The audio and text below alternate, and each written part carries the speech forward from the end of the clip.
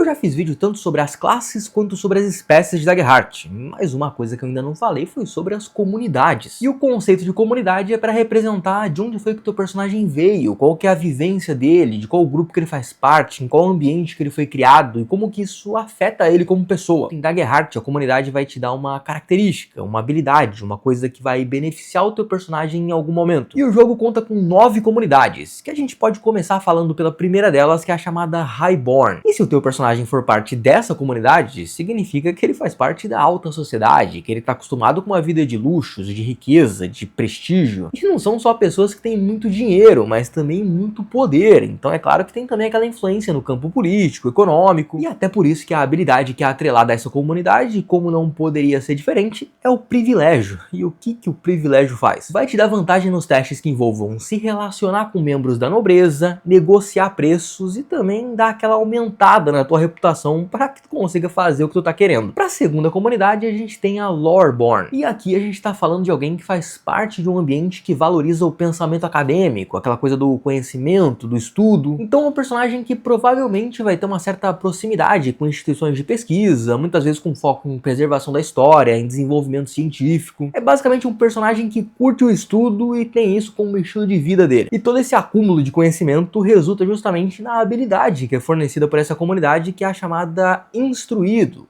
Pelo menos uma tradução livre da minha cabeça, porque no original é well-read. E o que isso faz? Isso aí vai te dar vantagem em rolagens que envolvam ter conhecimento sobre história, cultura ou política relacionada a um lugar ou a uma figura proeminente. Para a terceira comunidade, a gente tem a Orderborn. E se o teu personagem for parte dessa comunidade, significa que ele pertence a um grupo que valoriza coisas como fé, ordem e disciplina. Geralmente sendo parte de uma sociedade que segue uma doutrina mais rígida de pensamentos, de valores, de objetivos em comum. E se tu for parte dessa comunidade, tu vai ter uma habilidade chamada Dedicado, que te permite escolher 3 valores, princípios ou pensamentos que tu adquiriu na tua vivência dentro dessa ordem, e aí uma vez depois de cada descanso, quando tu for fazer alguma ação que dialogue com isso, tu vai poder usar esse teu princípio e vai ganhar como bônus, em vez de rolar o teu dado de esperança com D12, como tu rolaria normalmente, tu vai poder rolar com D20. E até agora a gente falou de aspectos de comunidades mais sociais, só que agora chegou a hora de falar de um campo mais geográfico, porque a quarta comunidade é a Ridgeborn, e se tu for parte dela, significa que tu cresceu tendo como lar os cantos mais montanhosos do mundo. Cada vez que tu saía de casa era uma aventura, tinha que escalar, tinha que atravessar a ribanceira, tinha que desviar de pedra, e essa vivência te garantiu alguns talentos que só quem passou por isso consegue ter. E isso te garante a habilidade firme, que vai te dar vantagem em testes envolvendo atravessar penhascos, navegar em terrenos hostis e no seu conhecimento de sobrevivência. Mas pode ser que tu nunca tenha vivido em montanha, que a tua vida inteira tenha sido feita ali no nível do mar, vivendo no litoral. E se esse for o caso, a tua comunidade seria Seaborn, que é da galera que vive ali nas praias, nos mares, ou talvez até como eu, teu personagem pode ter nascido e crescido numa ilha. O importante nesse caso é a tua conexão com o mar, pode ser até que o personagem viva num navio, num barco, mas independentemente de qual for o caso, isso vai te dar uma habilidade chamada Conheça as Marés. O que ela faz é que toda vez que tu fizer uma rolagem com medo, tu vai poder colocar um token nessa tua carta de comunidade. E aí que quando tu for fazer um teste, tu vai poder gastar esses tokens para ganhar um bônus de +1 nessa rolagem para cada token que tu gastou. Só que tem 2 detalhes. O primeiro é que a quantidade máxima de tokens que tu pode ter é equivalente ao teu nível. Se tu for nível 1, tu vai poder ter no máximo 1 token. Nível 2, 2 tokens. Nível 3, 3 tokens e por aí vai. E o segundo é que no final da sessão, quando ela acabar, tu perde todos os tokens que tu não usou. Eles não acumulam para a sessão seguinte. Para a sexta comunidade, a gente tem a Slyborn. E isso significa que tu faz parte de um grupo que opera no submundo, naquele lugar em que as leis não chegam e que é controlado por criminosos e golpistas. Um lugar em que muitas vezes a violência, a malandragem e a enganação são as armas mais importantes para tu salvar tua pele. E isso vai te garantir a habilidade Canalha, que te dá vantagem em testes envolvendo negociar com criminosos, detectar mentiras e também para encontrar um lugar seguro para se esconder. E se aqui a gente falou da galera que vive no submundo do crime, chegou a hora de falar da rapaziada que vive no submundo no sentido geográfico da coisa. Porque a sétima comunidade é a Underborn, formada pelos membros das sociedades subterrâneas, que aí pode ser desde quem vive escondido numa pequena toca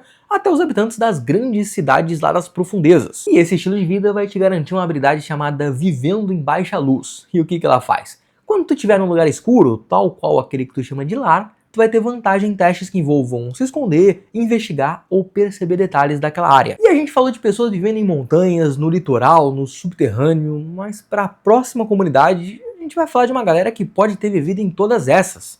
Pelo menos em algum momento, porque a gente tá falando da Wanderborn, que é a comunidade dos nômades, e que o teu personagem pode fazer parte caso ele leve uma vida de viajante, sem uma residência fixa, fazendo parte de um povo que vai pra lá e pra cá, entrando em contato com várias culturas diferentes. E até por essa constante mudança, são pessoas que muitas vezes acabam valorizando mais coisas como conhecimento, informação, cultura, do que de fato bens materiais, que são mais difíceis de carregar. Mas com certeza eles carregam coisas importantes, porque a habilidade dessa comunidade é a chamada pacote nomádico. Uma vez por sessão, tu vai poder gastar um ponto de esperança para tirar desse pacote qualquer item que seja útil para aquele teu momento, qualquer coisa que tu esteja precisando. E a nona e última comunidade é a Wildborn, da galera que vive ali nas profundezas das florestas densas. Quem vive ali em comunhão com a natureza, com a sustentabilidade, e até por isso tem um vínculo mais forte com elementos do mundo natural, como a fauna e a flora. E isso te garante a habilidade chamada Pés Leves, que vai te dar vantagem quando tu fizer um teste para se mover sem ser ouvido, para se mover em silêncio. E essas aqui são as 9 comunidades que estão presentes em Daggerheart,